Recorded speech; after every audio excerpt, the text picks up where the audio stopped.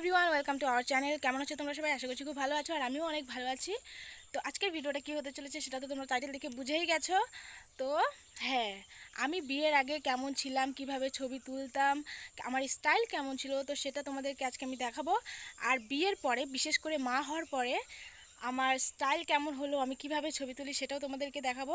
আর হ্যাঁ, ভিডিওর মধ্যে অনেক মজার টুইস্টও আছে। তোমরা পুরো ভিডিওটা ভালো করে দেখো, ভিডিওটা স্কিপ করো না। তো চলো, লেটস স্টার্ট দ্য ভিডিও। এই তো চলে এলো ছবিটা। এমনভাবে আমি ছবিটা তুলেছি যেন মনে হচ্ছে রোদের সাথে আমি আমার হাইট মাপছি। এই তো আবার রাস্তায় বসে ছবি তুলছি, মানে জায়গা নেই কোথাও, কি করব। আবার এখানে দেখো জিব্বাটা বের করে ছবি তুলছি, কেন পুরো জিব্বাটাই বের করলেই তো হয়। আবার এখানে চশমাটাকে মুখে ঢুকিয়ে রেখেছি, চশমাটা খেয়ে নিলেই তো হয়ে যায়। আবার এমনভাবে চোখের ছবি তুলেছো, মানে কি বলবো মামুনি। আবার এখানে ঠোঁট কামড়াচ্ছ কেন? কামড়ানোর কিছু পাচ্ছ না, পুরো ঠোঁটটাকেই খেয়ে নাও।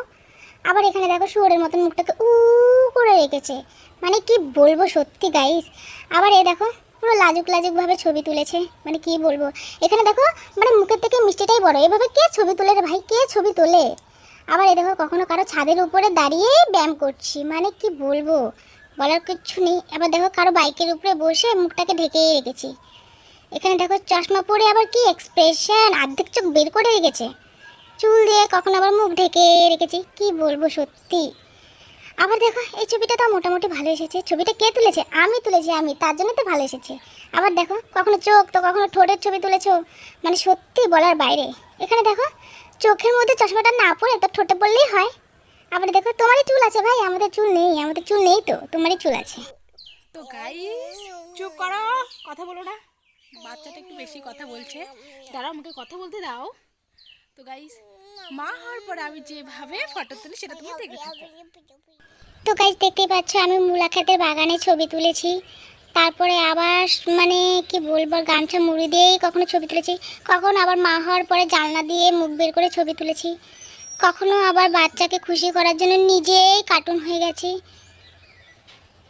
কিন্তু এটা কি ছিল ভাই, এটা কি ছিল? এভাবে কে ছবি তুলে ভাই, এভাবে কে ছবি তুলে?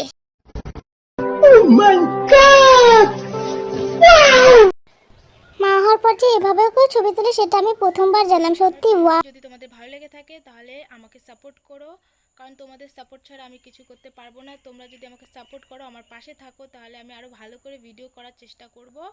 তো আমার ভিডিওটি যদি ভালো লেগে থাকে তাহলে like, comment, share and subscribe করতে ভুলো না। আর পাশে থাকা বেল আইকনটি প্রেস করে দিও, যাতে করে আমার ভিডিওর নোটিফিকেশনগুলো সবার আগে তোমাদের কাছে চলে যায়। তো আজকের মতো ভিডিও এখানেই শেষ।